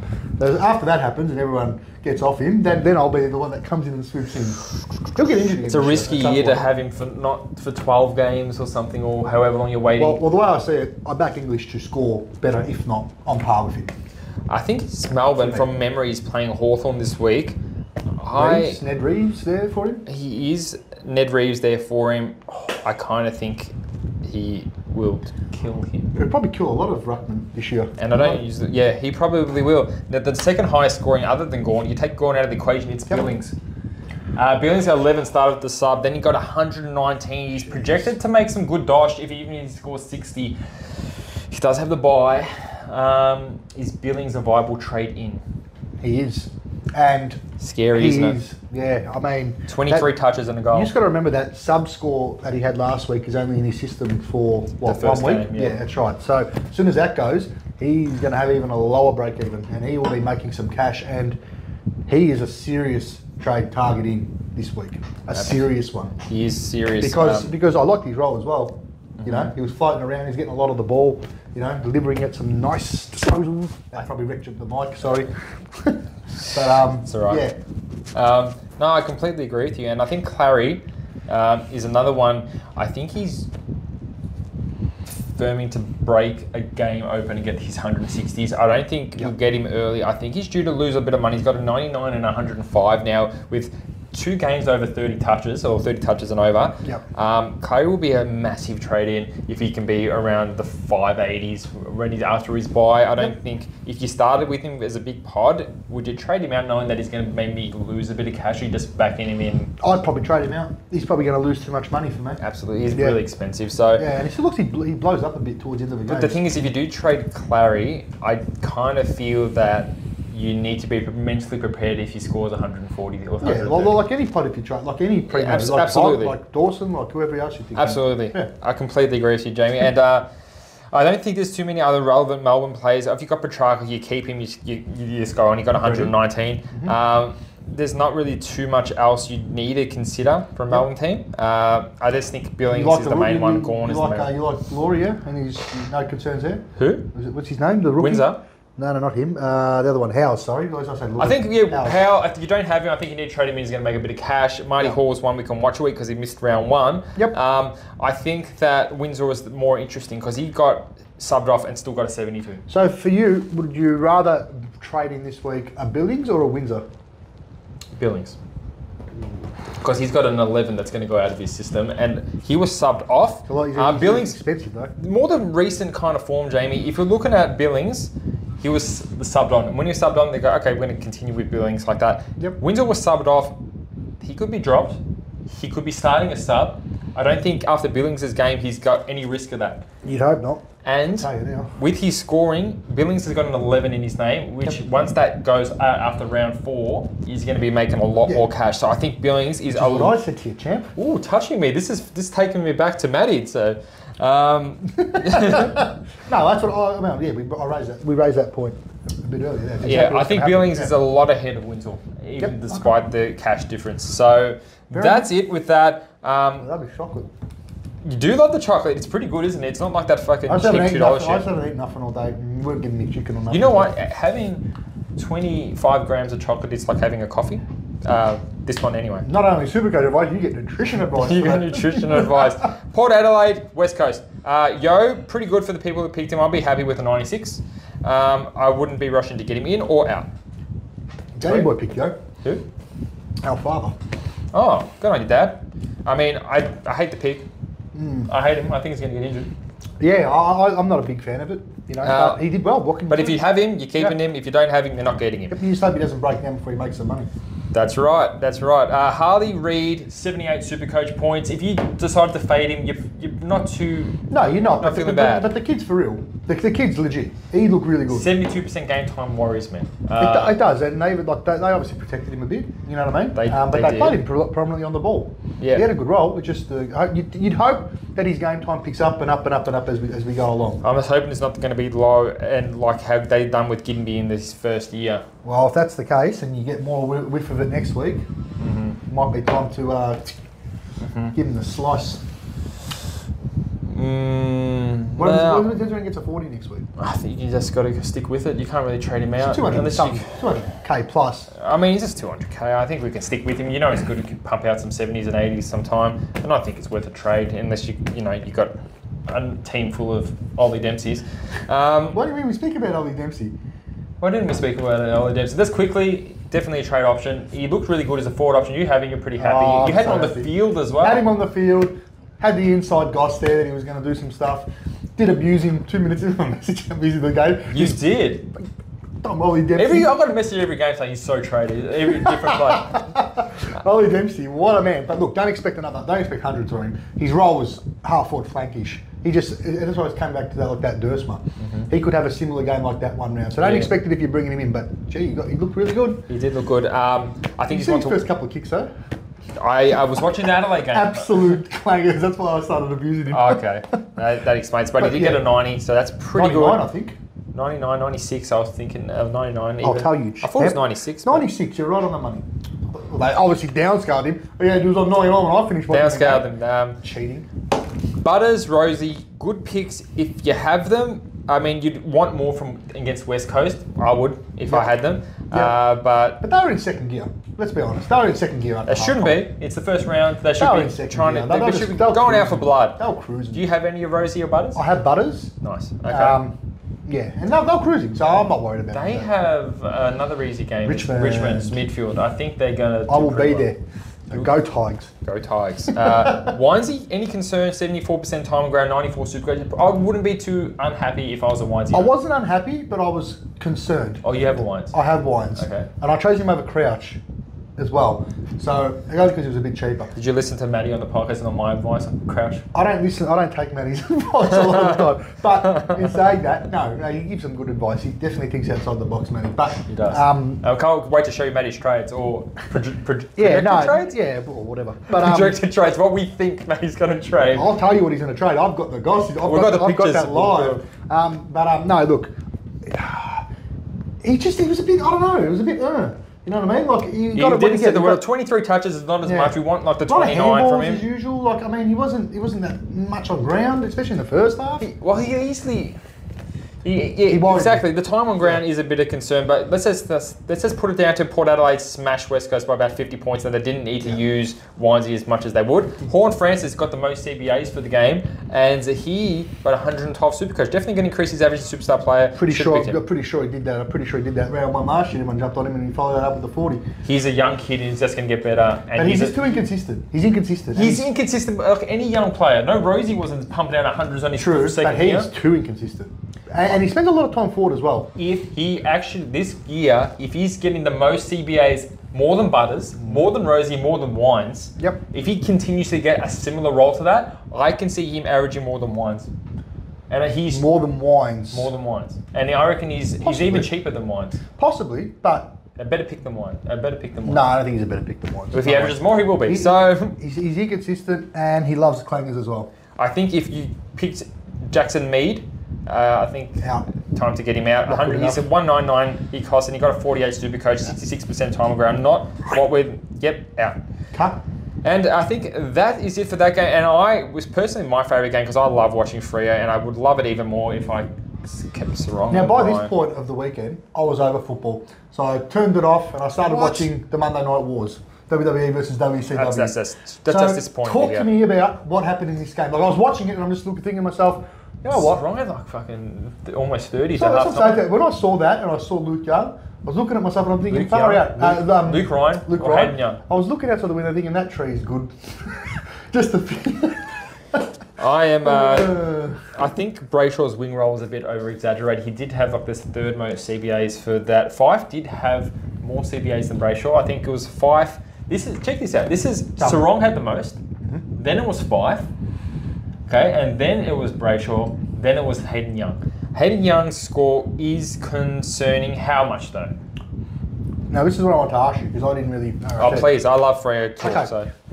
So what was Young's role? Was he on the ball? He was on the ball. Did he spend time with it? I did read that he was in the back line for a bit to cover because they got injuries. Yes, that's correct. But he also did look, maybe that's because he likes tackling, but he had 10 tackles. That's impressive. I also saw he had 11 of those Muppet things. He was a bit of a Muppet. He didn't have the best disposal, Jamie. He only...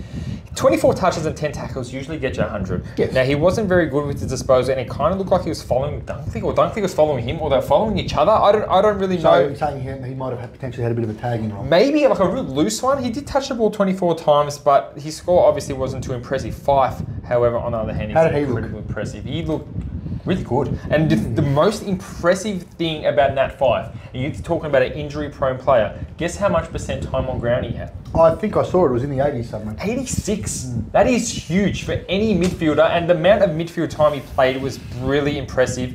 Is he a must-in? You never say he's a must-in with injury-prone players. I would not say he's a must-in. As someone that doesn't have him, is he a must-in? I would be getting him if I didn't have him. I wouldn't say he's a must-in though, but I think if he's getting, and if they're that confident in Fife, they're not going to be like, okay, so he's injury prone, but we're confident he can play 86% game time, which is more than Bond, more than your Clary Olivers and Petrarcas and all that kind of stuff. 86%, same as Sarong, which we'll get to in a second. That hurt me so much. I get so angry when I speak about Sarong and Luke Ryan because Matty's like, Geordie, you're not worried that you have too many Freo players in your team. That's all right, champ. I talked you out of Heeney, you took me out of Luke Ryan and Luke Ryan and Sarong. Now, Jamie, I think Hayden Young, would you trade him out? If he has another... Look, I mean, the numbers are there. Tackles, possessions, it's all there. We're waiting. I'm not going to trade him out this week. I want to watch him because I actually didn't watch him, like I said, so I want to watch him. And I want to see for myself that role. But if he scores something, again, like a 70, he's out. He'll be out. Oh, I'm sorry. I think that's fine. And you don't need to apologise. I think you're right. I think... Would you up him to a Luke Ryan? Now, what is Luke Ryan going to score this year? By the way, he's got to break even at 127, Young. Which he can get. I know he can get, but that's a lot. It is a lot. If he gets another 70. But he's in a team to be a full-time, a premium. Do you see him as a full-time premium? I don't. I think with those numbers, it's not too bad. I think we're just looking for reasons to kind of make money now. True. Because we need to make money, but... Yeah. I always saw him as a stepping stone personally, but... What do you think Luke Ryan's going to average? 162, whatever he got. No, he got 165. No, look. I actually said this to Michaela when I go, we got to stop thinking of reasons not to bring in Luke Ryan. It's the same every year. There's always someone better. There's always someone better. He's what's wrong with the table? I'm just moving as a big crook. Yeah, there's always someone better. He's got injuries. He can't kick over 50 metres. His roll's crap. It's Luke Ryan. He always gets injured. Every year we look at excuses not to get him in. He's coming in at some point this 95% game time. He's got to come in. Oh, he has always had good game time. He's got to come in. What about Sarong, who averaged 5 points more than him, 170, 46 touches? Did he have 46 touches? 46 touches. Natural progression. Is that it, or did he just have a once-off? I don't think it's a once-off, but I don't think he's going to be getting, what did he get? 170. Yeah, I don't think he's getting 170 every week, but I think it's not unrealistic to expect him to get anywhere between 100 to 130 every week. Get Sarong in for the bond and use that money to upgrade Gibcus to... this is a sore point because I actually had Sarong before the week started. I'm sure everyone would have played around with him. It's but just not fair. Sarong, I don't think Brayshaw is an option with Sarong in the team because I think he is Do you like him better than Rao in terms of average? Who? Sarong? Yeah, obviously you did. You had him in your team. Luke Jackson, you don't have him. No. I wouldn't be trading him in. No, I wouldn't either because... He kicked 2 goals and he got 18 touches and he had 30 hitouts. How much time was he on the ball, Geordie? Tell us. Almost all, Okay. from what I saw. He got the most CBAs on the ground for Freo. He did push forward occasionally when he had a bit of a chop out, but I think that they're going to continue with him, obviously, as a full-time ruckman while Darcy's out. Well, he played a hard ruckman to play against, typically, historically, which is Big O. I think he scored 170 last time he played Big O. But Big O didn't play.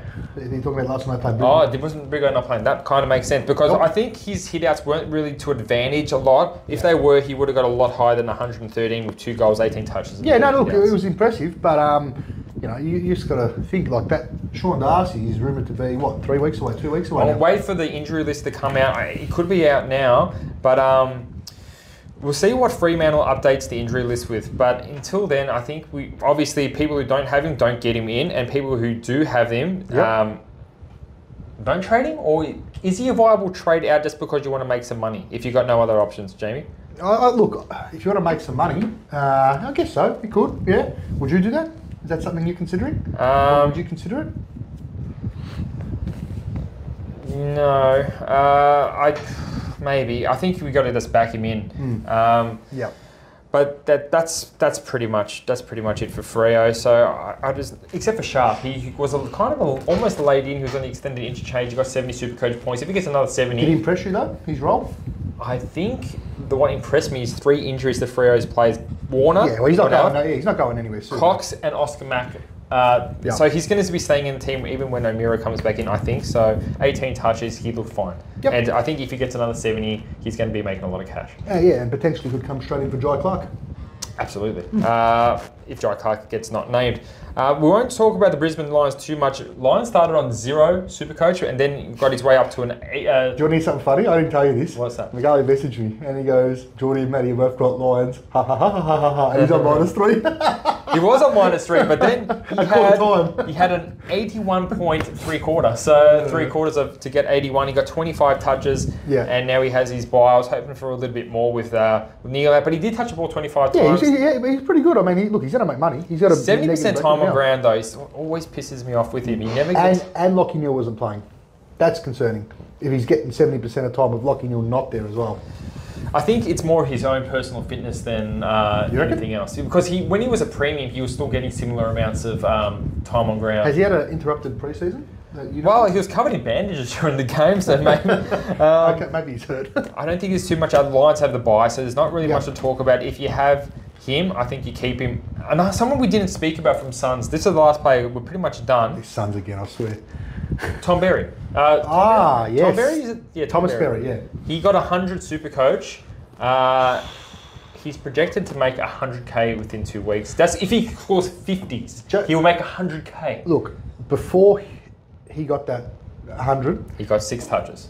Yeah, that's right. And he was in 60. no one's team, and it was no considerations. My thing is, how can you now? This is different to picking up some other primo on the buy. Yeah, I agree. Make money. How can you not get him?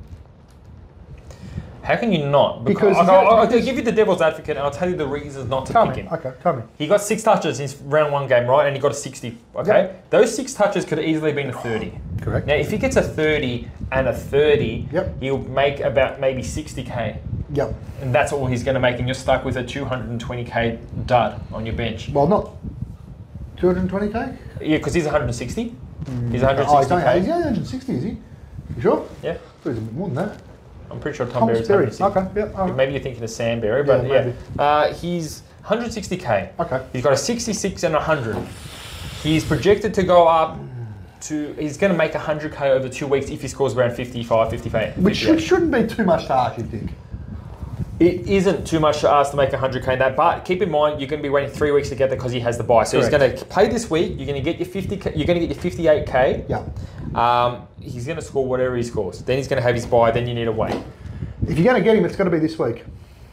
You can't wait till after the buy. Yeah. You can't wait. If you're going to get him, but I understand what you're saying. Absolutely, I completely agree. But I'm saying Well, we'll get to, this is a good segue into our trades because... Put it this way, he's got a very horrible role. He's got a horrible role. Well, he does. But the thing is, when you're 160k, if you score 100, then you know you're pretty much made bank. Yeah. So let's get into the trades now. It's a great segue into the trades, and let's look at Matty's trades. This is one of the trade scenarios he's sent me, guys. Did we talk about Jesse Hogan? Yeah, we did. Matty wants to get in Flanders, Hogan, and Heeney for Nick Martin, Clark, and Fisher. What do you think about this trade? That's just one of the trades he suggested. Yeah, I know, I'm looking at it as well because he sent it to me as well. I mean, he's definitely reactive. A lot of reactive. Are you concerned that he's trading out 3 players that don't have a buy for 3 players that do have a buy? I'm not concerned because they're not my trades. Well, obviously, for the general person doing a trade like this. Yeah, look, I mean, I understand why he's done that, why he's doing that. Look, I don't know really what to say to that. Like, I mean, how can you say don't trade in these 3 players that he's got on screen after what they've done? 2 of them have the buy week after. Well, you got to remember, it's best 18. So I'm assuming Matty, because I know, like I said, he thinks outside the box. He would have a strategy for that. He would have a strategy to counter that. Oh, he will definitely have 18. That's no doubt. Yeah, that's what I mean. Like, he must. Are you happy with the trade outs? Are you happy with Martin and Zach Fisher? No, I'm not. If I owned Martin and I do own Fisher, I'd give them another week. That's just me personally. But if there's no one else to get rid of, Jamie? Well, no one else to get rid of. Well, Matt, that's what Matty's weighing up for that one. Do you want to? I've got his other trade if you want to. I think I got it up here as well. Okay. Maybe just get it up for you. Thank you. Okay, he wants to trade out Nick Martin still, Guy Clark still, and his premium Uber special. There Cooper, it is. Cooper Stevens. Cooper Simpson. Cooper, what did I say, Stevens? Simpson, that's right. Sorry. And he wants to bring in the Flanders again, the Berry and the Heeney. So it's just literally swapping Hogan out for Berry. Okay, so he's looks like Matty's concerned. He wants to get Heeney in, and he wants to get Flanders in. So they're a lock for Matty. I heard he's also considering Took Miller.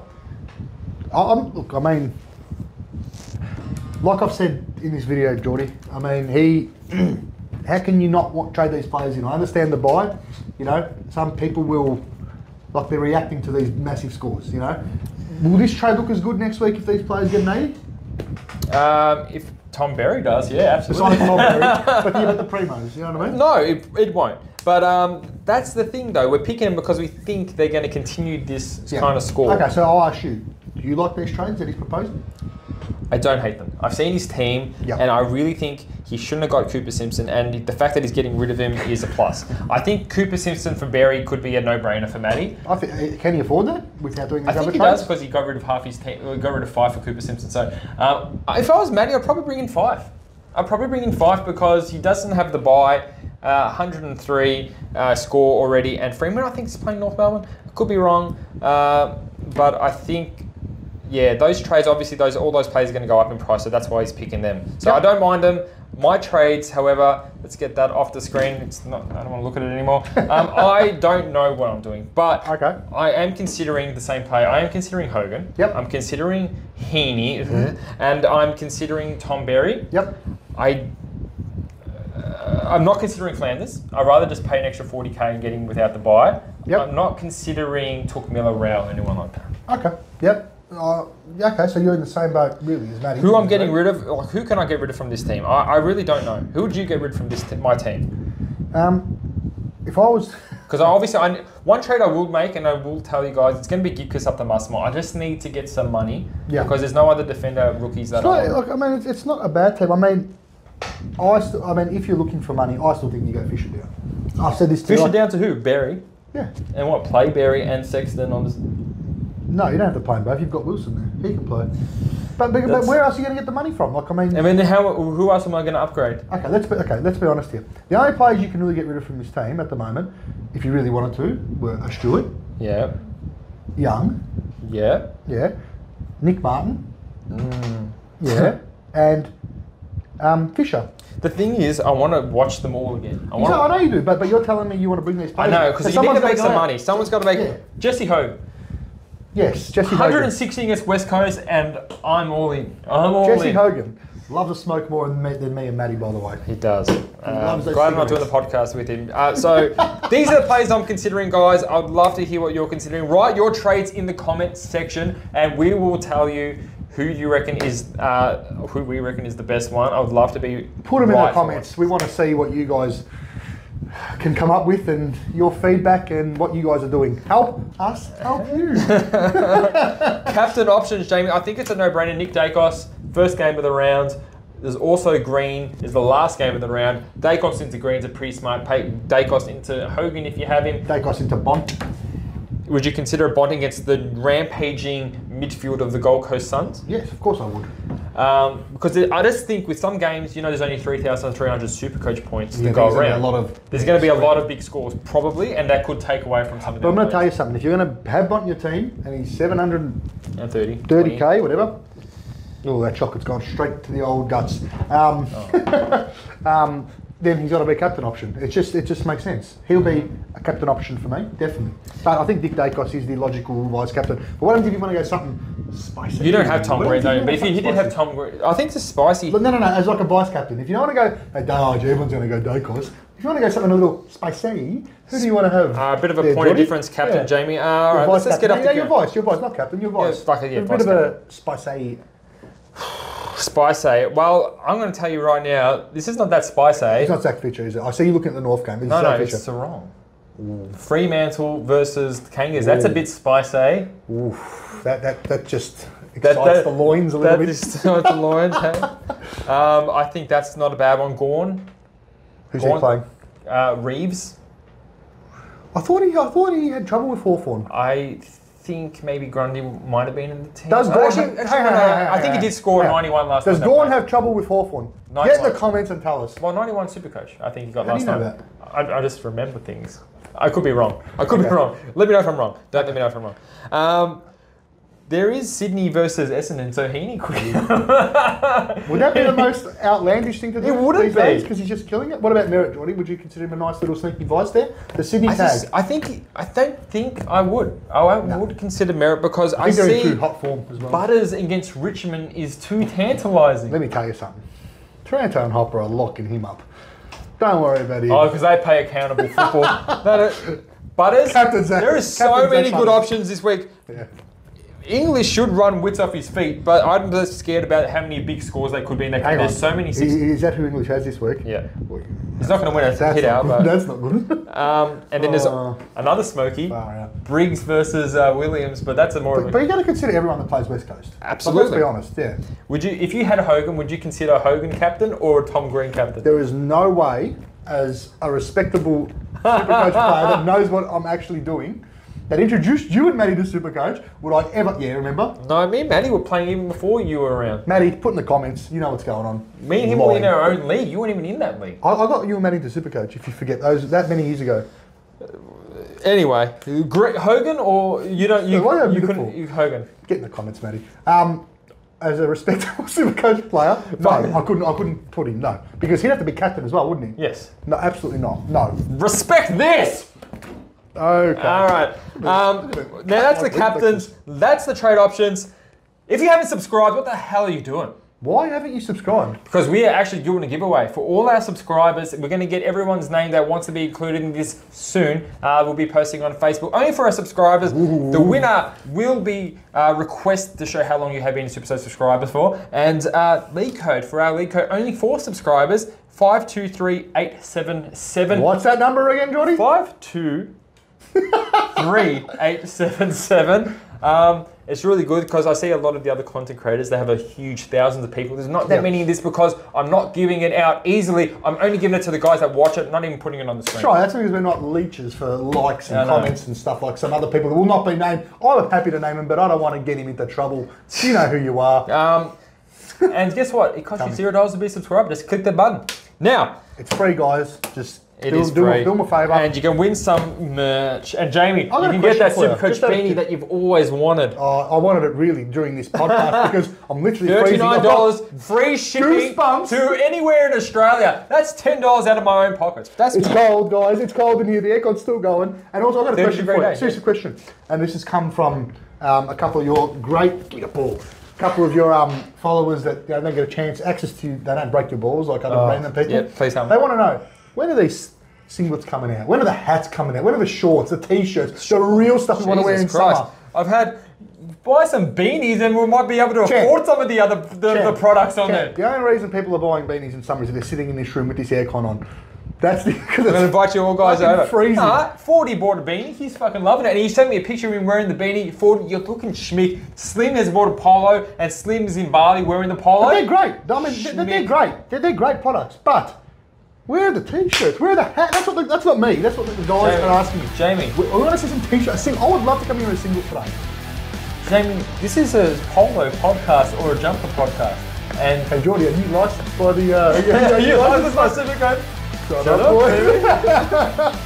Anyway, that's all we're saying for today.